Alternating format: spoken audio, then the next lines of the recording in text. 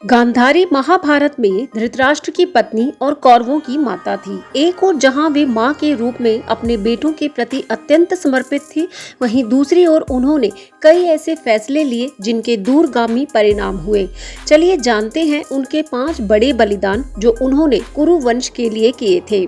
गांधारी को पता चला था कि उनके पति अंधे हैं, तो उन्होंने समानता के लिए अपनी आंखों पर भी पट्टी बांध ली थी और ये एक बहुत बड़ा ही बलिदान था, क्योंकि उन्होंने अपनी दृष्टि का बलिदान किया था, जिसके सहारे एक इंसान अपने पूरे जीवन को जीता है। गांधारी ने अपने पूरे जीवन को अपने पुत्रों के लिए समर्पित कर दिया था। उन्होंने अपने पुत्रों के पालन पोषण में कोई कमी नहीं छोड़ी। उन्होंने हमेशा अपने पुत्रों का पक्ष लिया, भले ही वे गलत ही क्यों ना हो। गांधारी को भगवान शिव से 100 पुत्रों का वरदान तो मिला था, लेकिन उन्हें पैदा करने में उन्हें बहुत दिक्कतें आ रही थी। लेकिन कुछ कठिनाइयों का सामना करने के बाद जब 100 पुत्रों का जन्म हुआ तो एक विद्वान पंडित ने उनसे कहा कि दुर्योधन उनके कुल के लिए बहुत ही विनाशकारी है, इसलिए उसकी मृत्यु हो जाना ही ठीक है। सभी को एक माँ की गुहार के आगे झुकना पड़ा और दुर्योधन को नहीं मारा गया। अगर दुर्योधन को उस समय मार दिया जाता तो शायद महाभारत की कथा कुछ और ही होती।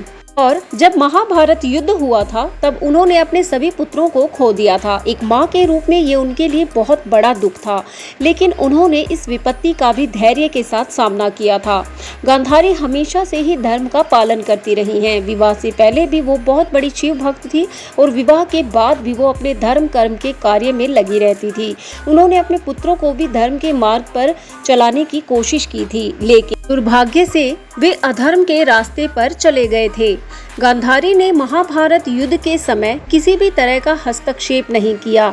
भले ही वह जानती थी कि उसके पुत्रों की हार निश्चित है, लेकिन उन्होंने पांडवों के प्रति अपने स्नेह को कभी कम नहीं किया।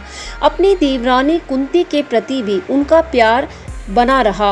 उन्होंने अंत तक कुंती का साथ दिया और पांडव पुत्र भी उन्हें अपनी बड़ी माँ कहते थे। जब युद्ध समाप्त हो गया था और सब कुछ खत्म हो गया था, तब पांडव पुत्रों ने ही उन्हें अपनी माँ समान रखा था और अंत तक उनका साथ निभाया था। गांधारी ने केवल जीवन में एक बार ही अपनी शक्ति का प्रयोग किया था, वो भी अपने पुत्र दुर्योधन को बचाने के लिए, जब भीम और दुर्योधन का निर्णायक युद्ध होने वाला था। और गांधारी जानती थी कि श्री कृष्ण की सहायता से भीम मेरे पुत्र को मार डालेगा। तब उन्होंने शिव की कृपा से प्राप्त शक्ति को अपनी आंखों की पट्टी खोलकर अपने पुत्र के शरीर को वज्र का बनाना चाहा, लेकिन यहाँ भी श्री कृष्ण की लीला से दुर्योधन ने लोकलाज के भय से अपने जंघा के आसपास के हिस्से को पत्तों से ढक लिया था, जिससे वो हिस्सा उसका कमजोर रह गया। नहीं तो अगर वो ऐसा नहीं करता तो शायद भीम उसका वध नहीं कर पाता। इसलिए कहा गया है कि एक माँ जब तक हो सके अपने पुत्र, अपने संतान की रक्षा करती है, और यही गांधारी ने भी किया था। लेकिन वो चाहकर भी दुर्योधन को नहीं बचा पाई थी और अंत में उन्हें पांडवों के साथ ही अपना जीवन गुजारना पड़ा था।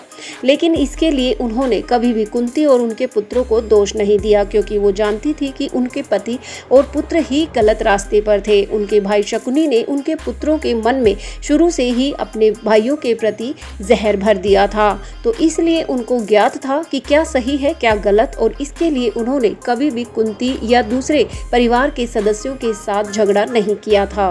यहीं से पता चलता है कि वो कितनी समझदार और विवेकशील थी।